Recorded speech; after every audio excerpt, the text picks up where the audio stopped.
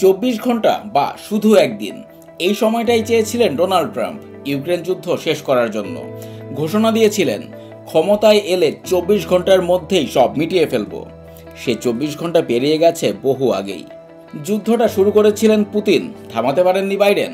কিন্তু ট্রাম্প, যিনি প্রথমে বলেছিলেন যুদ্ধ এড়িয়ে যাবেন, তিনি শেষমেশ এই যুদ্ধকে যেন নিজের পছন্দের রিয়েলিটি শো বানিয়ে ফেলেছেন। কখনো বলছেন 24 ঘন্টা, কখনো বলছেন 100 দিনে শেষ করব, আবার কখনো পুতিনকে সময় বেঁধে দিচ্ছেন। মনে হয় যেন কোনো খেয়ালি হেডমাস্টারের হোমওয়ার্কের ডেডলাইন। পুতিনের সঙ্গে ট্রাম্পের সখ্যতা পুরনো।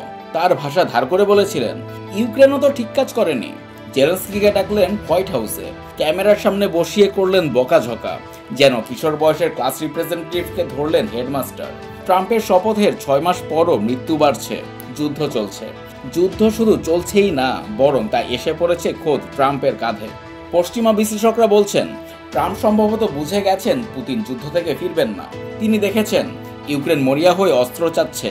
ট্রাম্পও চেষ্টা করেছেন সহায়তার, যদিও জোরালো নয়। কিন্তু নাটকীয় মোড় আসে যখন দিমিত্রি মেদভেদেভ পরমাণু হামলার হুমকি দেন। ট্রাম্পও জবাব দেন, রাশিয়ার সীমানায় আরও কাছাকাছি যুক্তরাষ্ট্রের পরমাণু সাবমেরিন মোতায়েনের বার্তা দিয়ে। বিশ্লেষকদের মতে এখন ট্রাম্পের সামনে দুটি পথ।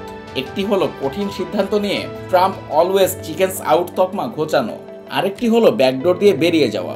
যদি তার বিশেষ দূত স্টিভ উইটকফ এ সপ্তাহের মস্কো সফরে কোনো ম্যাজিক অফার নিয়ে ফিরতে পারেন।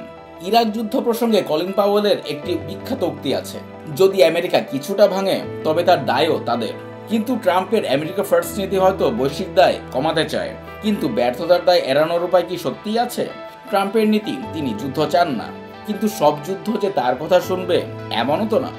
বারাক ওবামা যেমন ইরাক ও আফগানিস্তান যুদ্ধ পেয়েছিলেন উত্তরাধিকার সূত্রে, তিনি ইরাক থেকে দ্রুত বেরিয়ে এসেছিলেন, কিন্তু আফগানিস্তানে সেনা বাড়িয়ে ব্যর্থও হয়েছিলেন। এরপর বাইডেনের কাঁধে গিয়ে পড়ে কাবুল পতনের বিশৃঙ্খল দৃশ্য। আজ ট্রাম্পও সেই একই মঞ্চে, ইচ্ছায় হোক বা অনিচ্ছায়, তিনিও উত্তরাধিকার সূত্রে ইউক্রেন যুদ্ধের হট সিটে।